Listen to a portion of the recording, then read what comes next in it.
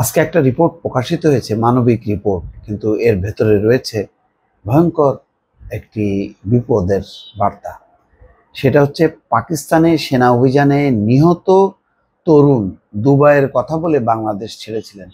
কয়েকদিন আগে খাইবার পাখতুনখাওয়া সেখানে ফাইট হয় পাকিস্তান আর্মির সঙ্গে। পাকিস্তানে নিষিদ্ধ ঘোষিত সংগঠন তেহরিক ই তালেবান টিটিপি সেখানে যোগ দিয়েছিল বাংলাদেশের ফয়সাল হোসেন নামে এক তরুণ, বয়স 22, মাত্র 22। এবং সেই ছেলে হচ্ছে মাদারীপুর সদর জেলার কালিকাপুর ইউনিয়নের ছোট দুধখালি এলাকায়, সেই এলাকায় বসবাস করে। এই ছেলে খাইবার পাখতুনখাওয়া প্রদেশের কারাক জেলায় পাকিস্তানের নিরাপত্তা বাহিনীর সঙ্গে এক অভিযান চালায়।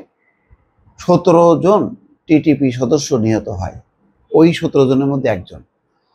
এবং আরও সংখ্যার হচ্ছে গত 1 বছরে 4 জন মারা গেছে। তার মানে বাংলাদেশ থেকে অনেক তরুণ এইভাবে সেখানে যাচ্ছে এবং সেখানে যুক্ত হচ্ছে। এটা তো আরেকটা বিপদ। পাকিস্তানের সঙ্গে এমনি আমাদের যাতায়াত কিন্তু সহজ না, তাহলে হয়তো দুবাই হয়ে বা অন্য ভায়া মিডিয়া অন্যভাবে এই রিক্রুটমেন্ট চলতেছে। তো সেখানে পাকিস্তানের এই নিষিদ্ধ ঘোষিত এই সংগঠন, সেখানে তাদের সাথে যুদ্ধ কার? পাকিস্তানের সরকারের। তো সেখানে আমাদের এই তরুণরা কিভাবে যাচ্ছে, কোন মতাদর্শের উপর? দর্শক, কেন বললাম এই কারণে যে কয়েকদিন আগে দেখছেন ওই যে তালেবান বা আরো বিপজ্জনক যেই জঙ্গি গোষ্ঠী, তাদেরকে অর্থ সহায়তার কারণে মালয়েশিয়া থেকে 33 জনকে বহিষ্কার করছে, কয়েকজনকে ফেরত পাঠাইছে, আর কয়েকজনকে তারা সেখানে বিচার করতেছে। বিভিন্ন জঙ্গি সংগঠনকে তারা অর্থ সহায়তা করতেছে। আমাদের এখানে এই যে ছেলেটা তো ফয়সাল, সে মানে 1 মাস নিখোঁজ, বারবার বলছে দেশে কোনো কাজ নাই। তারপরে দুবাইয়ের কথা বলে গেছে, 1 মাস পরে বলছে আমি দুবাই আসছি। তারপরে বলছে যে টাকা পয়সা পাঠাতে পারতেছে না ঠিক মতন। ওখানে কি টাকা পয়সা পাঠাবে? ওখানে তো আরো নির্মম একটা এর মধ্যে তারা জড়ায় যায়, সেখান থেকে বেরো হইতে পারে না, মানে জীবন না যাওয়া পর্যন্ত। তো এখন পরিবার জানে না, পরিবারে এখন আহাজারি চলতেছে, কিন্তু লাভ কি? এই তার একটা ছবিও দেখছি, নিষিদ্ধ সংগঠন তেহরিক ই তালেবানের হয়ে অস্ত্র হাতে মাদারীপুরের তরুণ ফয়সাল হোসেন। দেখেন, সে তো এক ধরনের মতাদর্শে উদ্বুদ্ধ। সে মনে করলো যে আল্লাহর এতে সে জীবনটা দিল, উগ্রবাদে সে জড়াই গেল।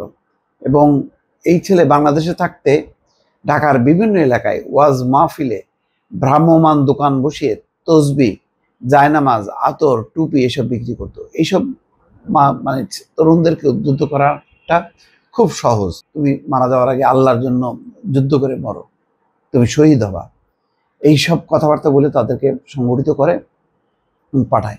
আমার ভেতরে ভেতরে একটা প্রশ্ন, যে আরো কতজন সেখানে আছে এবং এই যাওয়াটা কি অব্যাহত আছে কিনা। এই জায়গাগুলো এখন এই সংবাদটা প্রকাশ হওয়ার পর সরকারের যথেষ্ট পরিমাণ সতর্ক হওয়া দরকার।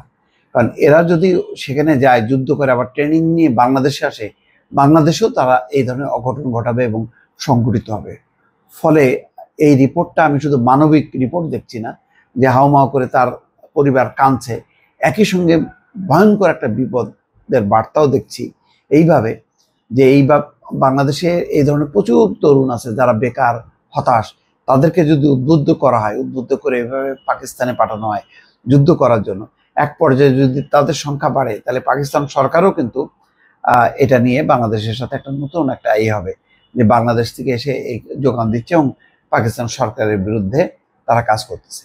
আবার ওরা তাদের হলো একটা রুট বাংলাদেশে যেহেতু থেকে গেল, বাংলাদেশেও তারা এই সংগঠিত করবে এবং এরকম একটি পরিস্থিতি তৈরি করবে, যে পরিস্থিতি আমরা পাকিস্তানে দেখলাম। সুতরাং যথেষ্ট পরিমাণ হুঁশিয়ার হওয়ার একটি সময় এসছে এবং দ্রুত এটা পদক্ষেপ নেওয়া দরকার। দর্শক।